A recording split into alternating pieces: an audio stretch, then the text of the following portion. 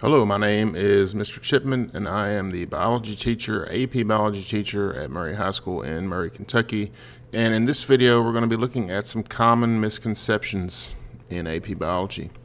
And the first misconception we're going to look at several misconceptions surround the central dogma of biology. If you like these videos, if you would just do me a favor and click that subscribe button and set the notifications. I'm going to be dealing with a lot of misconceptions over the spring and looking at some former FRQs as well. So if you like that sort of thing, just give me a subscribe, watch some of my stuff. So let's talk about the central dogma. What is the central dogma? Well, it is the idea that DNA and RNA and proteins are all kind of linked together in the system of processes, whereas DNA ultimately has the code for proteins, and then through the process called transcription, that DNA is then transcribed into an RNA, which is a temporary copy of a gene. That RNA is then translated into a protein, which will go out and do some sort of cellular function, right? You can see here also a couple other processes associated. There's DNA replication, which is the process of making a copy of the DNA. And then there's reverse transcription, which is exactly like it sounds. It is taking an RNA and then from that making DNA. This process typically happens because of a virus. Virus has some sort of enzyme called reverse transcriptase that does this process. DNA replication takes place when a cell needs to divide, and transcription and translation are involved in protein synthesis. And they all sound like completely different processes, right? But so many times students kind of mash them all up together into some sort of weird transcriplication sort of thing. And that's not what's going on. So make sure that you are rightly dividing these different processes, understanding the difference between replication, transcription, and translation, and how they all kind of fit into this big picture that we call central dogma. So let's look at transcription first. Transcription, of course, is the process of using the DNA to make a messenger RNA. We're going to talk about in a minute how the original, or the thing that's first made, is not called a messenger RNA, but we're going to look at this step by step. So transcription is not converting DNA to an RNA. It is simply reading the DNA and from that making a copy. And so it'd be like if I handed you a textbook and said, copy such and such pages, right? You are transcribing that textbook. The textbook remains unchanged, but you now have a copy to work with, right? And so this takes place in the nucleus because the DNA never leaves the nucleus.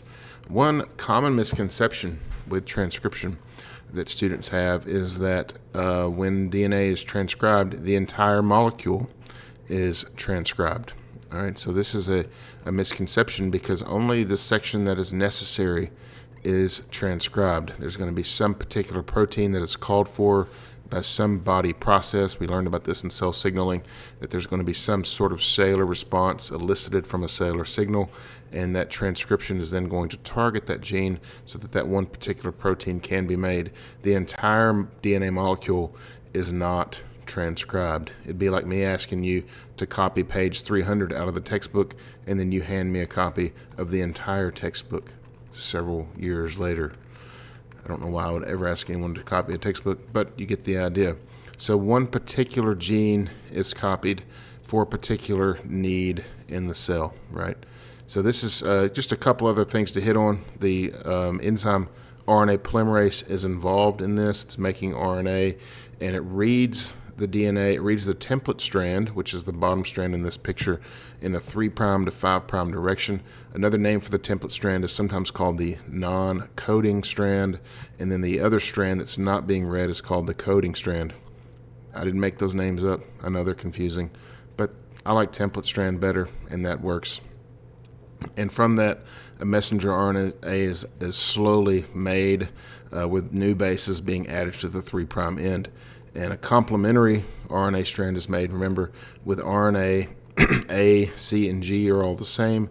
It is U's instead of T's. And so that's transcription. Really cursory overview, but you get the idea.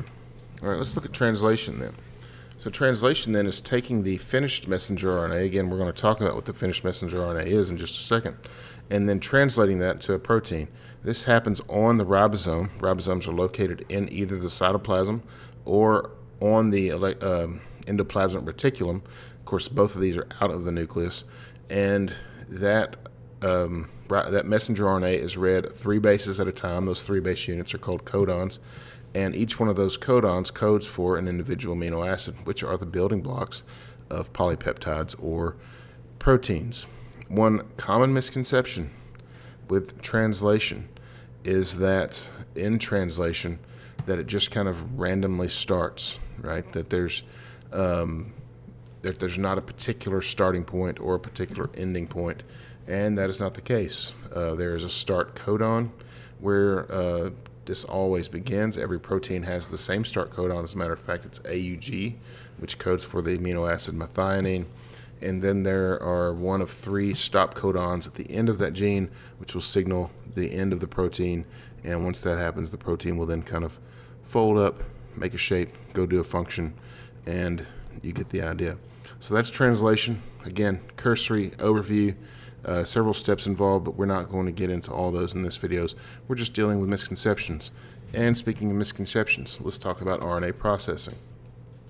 So once the RNA is made from the DNA, meaning that process of transcription, there are 3 things that then happen to that piece of RNA after transcription, and this is commonly known as RNA processing. And so what you have is the pre-mRNA here, or sometimes you'll see it called the primary transcript. Both of those are fine. And there are 3 things that happen to this primary transcript, or this pre-RNA, or mRNA.